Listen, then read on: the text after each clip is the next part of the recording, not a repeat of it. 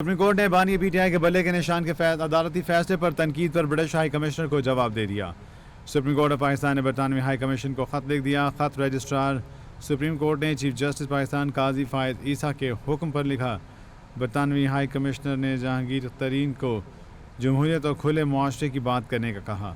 Supreme court of Pakistan نے غلطیوں کا ازالہ کیا ہے، ضرورت اس امر کی ہے کہ برطانیہ بھی غلطیوں کا ازالہ کرے۔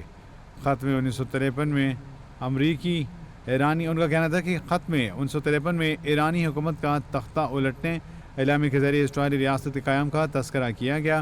ضرورت اس امر کی ہے کہ برطانیہ بھی غلطیوں کا ازالہ کرے۔ آسما جہانگیر کانفرنس میں آپ کی پرجوش تقریر میں جمہوریت کی اہمیت، انتخابات اور کھلے معاشرے کی حیثیت کو اجاگر کیا گیا۔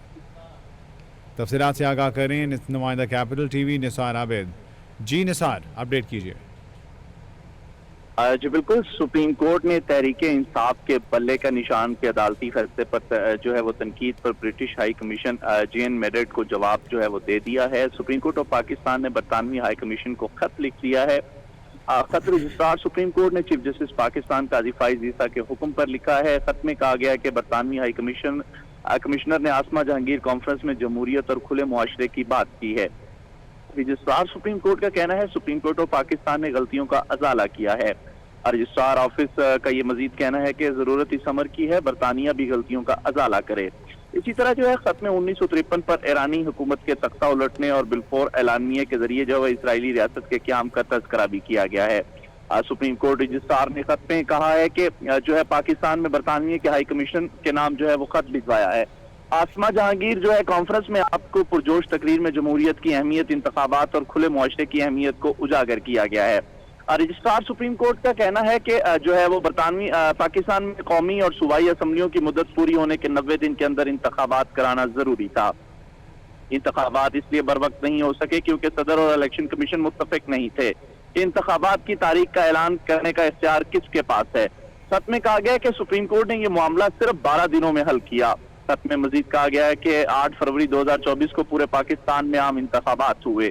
خط میں کہا گیا ہے کہ پاکستان میں الیکشن لڑنے کے خواہش مند بہت سے لوگوں کو حیات پابندی کا سامنا کرنا پڑنا تھا۔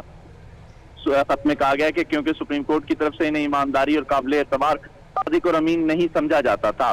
خط میں کہا گیا تاہم 7 رکنی بینچ نے پہلے کے فیصلے کے کالعدم قرار دیتے ہوئے یہ آئین اور قانون کے مطابق نہیں ہے۔ اسی طرح خط میں کہا گیا ہے کہ انٹرا پارٹی انتخابات کا انعقاد آمریت کو روکنے کے لیے اور سیاسی جماعتوں کے اندر جمہوریت کی ضرورت ہے۔ خط میں کہا گیا ہے کہ اس جمہوری اصول کی تعمیل کے یقینی بنانے کے لیے قانون میں یہ شرط رکھی گئی ہے کہ اگر کوئی سیاسی جماعت انٹرا پارٹی انتخابات نہیں کرواتی تو وہ انتخابی نشان کے اہل نہیں ہوگی۔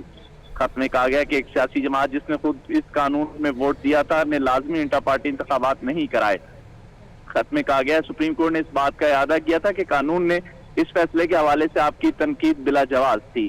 خط میں کہا گیا کہ یہ بات قابل ذکر ہے کہ موجودہ چیف جسٹس کے عہدہ سنبھالنے کے بعد ہی پاکستان کی تاریخ میں پہلی بار عوامی اہمیت کے مقدمات براہ راست نشر ہونے لگے۔ خط میں کہا گیا کہ چیف جسٹس پاکستان قاضی فائز عیسیٰ نے مقدمات لائیو نشر کرنے کی اجازت دی۔